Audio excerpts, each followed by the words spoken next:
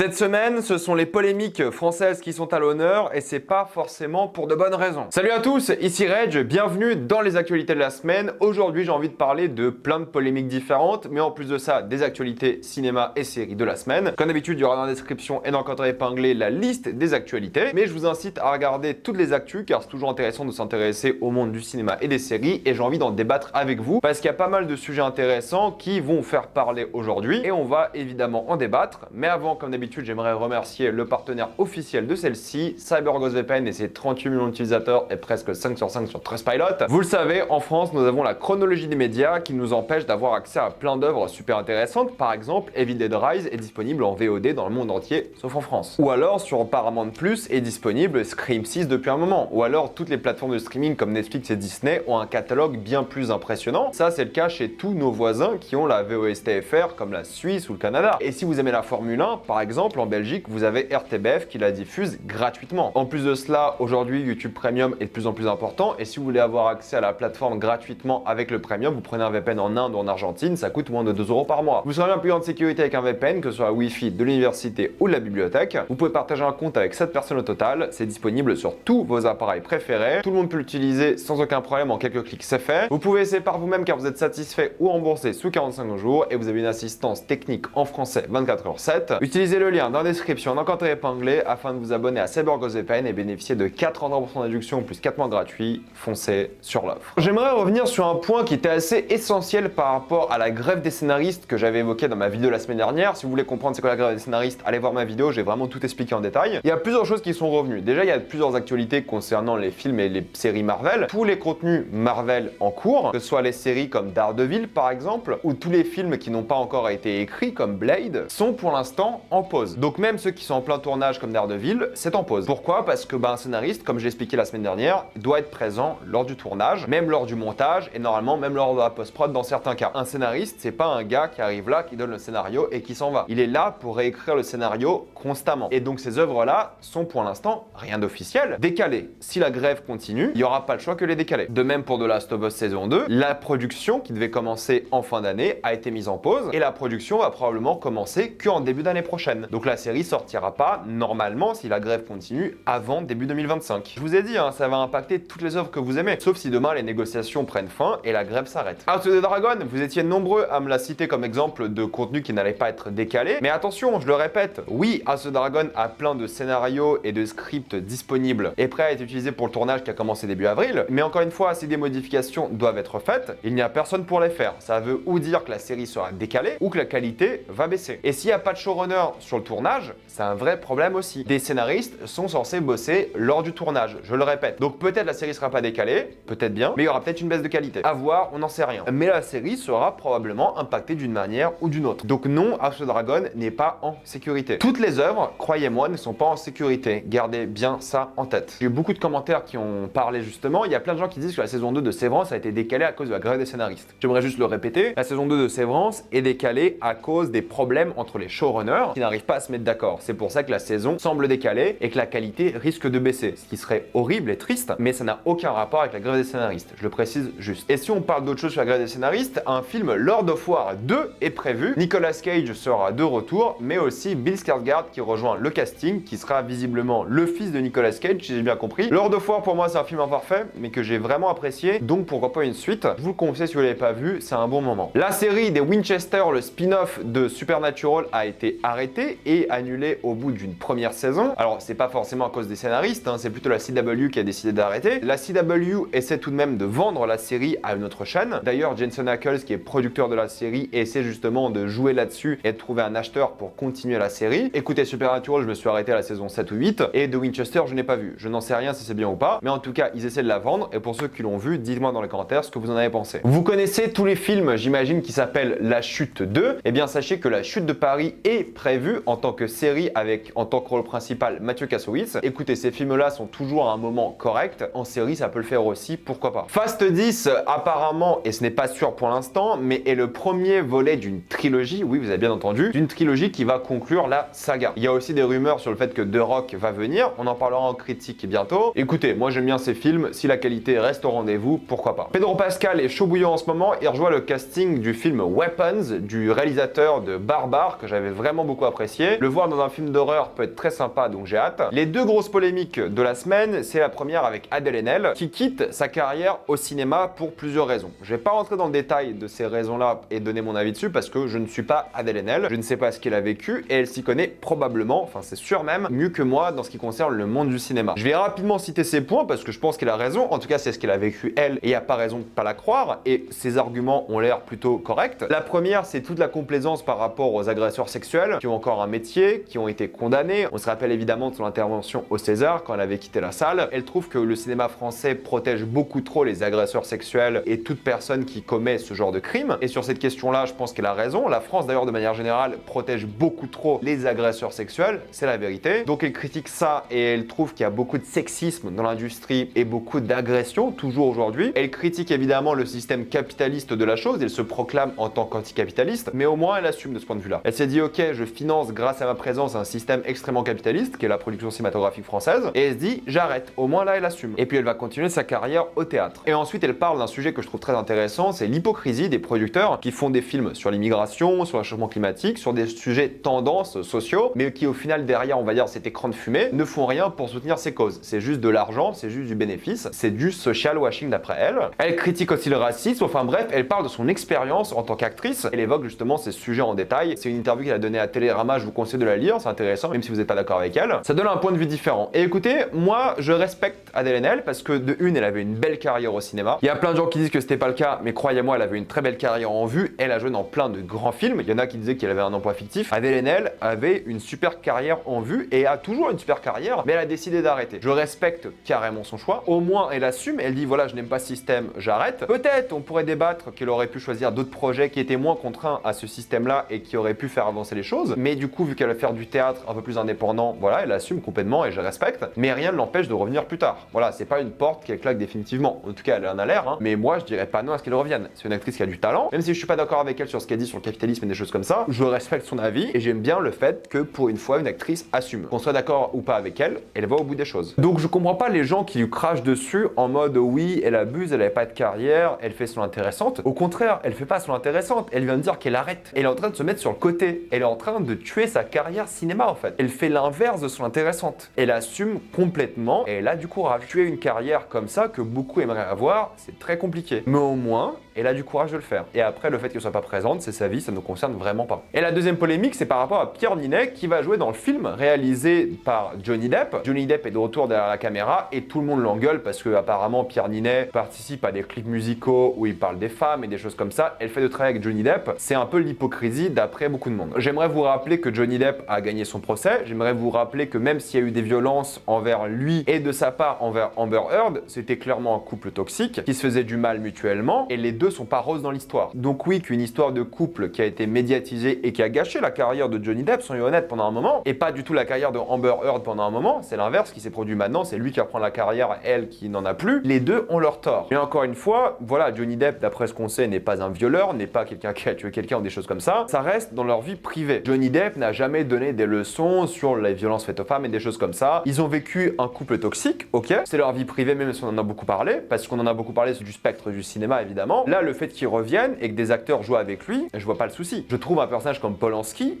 beaucoup plus problématique que Johnny Depp qui lui a été jugé et qui a assumé sa peine, contrairement à Polanski par exemple, qui fuit encore aujourd'hui la justice. Donc les deux sont pas comparables et je ne trouve pas que Pierre Niney est hypocrite. Il a une belle opportunité de jouer pour un grand acteur, parce que oui, c'est un grand acteur Johnny Depp, pour un bon réalisateur, il a fait des films sympathiques avec d'autres grands acteurs, je crois qu'il joue avec Al Pacino aussi. Comment refuser ça? Il va pas donner la réplique pour un violeur, il va pas donner la réplique pour un assassin, il va donner la réplique à un gars qui a vécu un couple horrible. Et il me semble qu'en dehors de ce couple-là, on n'a pas vu Johnny Depp frapper des femmes et des choses comme ça. Et c'est juste ce couple-là qui a été extrêmement médiatisé, qui a gâché sa carrière pendant un moment. Et là, il revient. D'ailleurs, il a signé un contrat avec Dior qui ne l'ont jamais lâché. Et là, il revient petit à petit. Est-ce que c'est mérité ou pas? Chacun son avis. Moi, je pense que son retour est le bienvenu. Et d'après moi, Pierre Niney n'a pas à être critiqué dans cette histoire. Good Omens, qui était à la base une mini-série, aura le droit à une saison 2 qui sortira le 28 juillet. Je suis très curieux de savoir savoir ce que ça va donner. J'attends d'en voir un peu plus pour en parler. En termes de bande-annonce, écoutez, la dernière bande-annonce de Oppenheimer m'a vraiment donné envie. J'ai l'impression qu'un biopic qui ne sera pas un film d'action, le premier non-film d'action ou presque de la carrière de Nolan, ça peut être une très bonne idée. Et c'est devenu rapidement l'un des films que j'attends le plus cette année parce que cette bande-annonce m'a vraiment donné envie de découvrir un univers que Nolan n'a pas vraiment traité auparavant. Alors oui, il a toujours traité de la science, des choses comme ça, mais là c'est un film qui est un biopic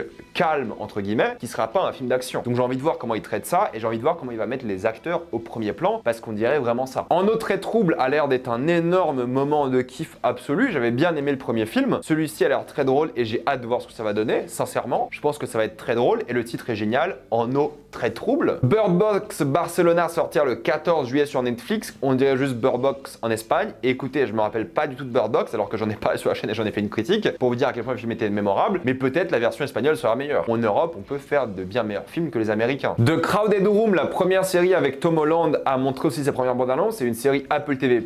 Et écoutez, ça a l'air pas mal. Alors Apple, ils sont à fond dans leur thriller en ce moment. Leur série un peu sombre et froide. Moi, je suis complètement chaud à cette idée. Ça peut être très cool, très divertissant. Ça sort début juin. Un peu peur que Tom Holland se referme de ce rôle de jeune adolescent ou jeune adulte. Mais s'il prend des rôles de plus en plus sérieux pour montrer ce talent d'acteur, moi ça me va. The Foundation saison 2 a aussi le droit à sa première bande annonce. Écoutez, j'avais apprécié la première saison sans plus. Je trouvais que tous les passages avec l'Empire étaient cool, mais le reste était vraiment pas au niveau. La série a l'air magnifique. Encore une fois, la première saison l'était aussi. Ça sort en juillet. J'ai hâte de voir ce que ça va donner. Pour Things de Yorgos Lanthimos, ça a aussi été dévoilé dans un teaser de 30 secondes. Ça a l'air complètement déjanté. Je suis giga chaud. J'ai vraiment aimé tous ces films. Disney Plus a perdu 4 millions d'abonnés. Alors c'est pas à cause de leur contenu, mais c'est plutôt à cause du contenu qu'ils n'ont plus. En effet, c'est à l'échelle mondiale et en Inde, ils avaient les droits pour le cricket. Ils ont perdu ces droits et la majorité de leurs abonnés perdus viennent d'Inde. Ces abonnés qui étaient juste abonnés pour le cricket. Donc c'est tout à fait normal qu'ils aient perdu des abonnés entre guillemets. Ça n'a rien à voir avec Disney, Lucasfilm ou autre. C'est tout simplement le cricket. L'offre avec publicité arrive en fin d'année en Europe, comme Netflix et d'autres plateformes. Aux États-Unis, elle coûte $3 moins cher. On verra les économies qu'on fera en Europe par rapport à l'offre. PETA a remercié les Gardiens de la Galaxie 3 comme étant l'un des films qui met le plus en avant la cause animale. C'est vrai que je n'en ai pas parlé dans ma critique, surtout en tant que vegan que je suis, mais c'est vrai qu'on parle beaucoup d'animaux, de leurs conditions, et c'est un film complètement vegan au final. Parce que ce que vous voyez dans le film, ça existe dans la vraie vie au fait. Tout ça existe, les expérimentations sur les animaux, vos shampoings, vos vêtements, tout. C'est pour ça que des gens comme moi, on a décidé d'arrêter de consommer des produits qui sont faits à base animale. C'est pas toujours facile, surtout par rapport aux cosmétiques et des choses comme ça et aux médicaments, mais PETA a mis en avant le film, même donné un label je crois, ce qui est rare parce que PETA fait souvent l'inverse, critique les films et les œuvres en général qui font du mal aux animaux. Et les Gardiens de la Galaxie a dépassé les 500 millions de dollars au box-office mondial, c'est un bon succès, l'un des meilleurs pour Disney récemment, et la chute au box-office entre le premier et le deuxième week-end n'était que de 49%, ce qui est un très bon score pour le coup, et ça veut dire que le bouche à oreille est excellent, complètement mérité. Un film Loup-garou est prévu, oui, adapté du jeu, on n'en sait rien, sauf que ça va se faire. Pourquoi pas, ça peut être sympa s'il pousse le délire vraiment à fond. Je le vois bien dans un village français avec des choses mystiques et fantastiques, ça peut être vraiment trop cool. La plateforme a révélé ses premières images, oui, une suite est prévue à ce film, je ne le savais pas, honnêtement j'ai appris ça avec les images. Pourquoi pas, on verra si le concept sera aussi rapidement épuisé que le premier, parce que pour moi le premier avait raconté toute l'histoire qu'il fallait. Et pour finir avec une petite news cinéma Warner, c'est Beetlejuice 2 qui est confirmé avec évidemment Tim Burton à la réal, en actrice principale Jenna Ortega, plein d'autres actrices aussi et d'acteurs d'ailleurs comme Monica Bellucci, Willem Dafoe. C'est un film qui va sortir, on imagine, dès la fin d'année prochaine, peut-être pour Halloween. Je ne sais pas pourquoi une suite à Beetlejuice est prévue, surtout genre quoi, 40 ans après. Et Michael Keaton sera aussi de retour, évidemment. Il y a même Justin Theroux, je crois, enfin bref, plein d'acteurs. Curieux de voir ce que ça va donner, même si j'y crois pas vraiment. Voilà, mettez-moi dans les commentaires ce que vous pensez de toutes ces actualités. Curieux d'avoir votre avis. Mettez-moi tout ça dans les commentaires. Comme d'habitude, pensez à vous abonner à la chaîne pour plus de vidéos. Mettez un j'aime, ça aide beaucoup la chaîne. Suivez-moi sur tous mes réseaux et avant de quitter cette vidéo, pensez à utiliser le lien dans la description, dans le commentaire épinglé, afin de débloquer toutes les plateformes de streaming en toute accessibilité et sécurité. Tout ça pour 2,03€ par mois plus 4 mois gratuits. Foncez sur l'offre et moi je vous dis à la prochaine fois. Salut à tous.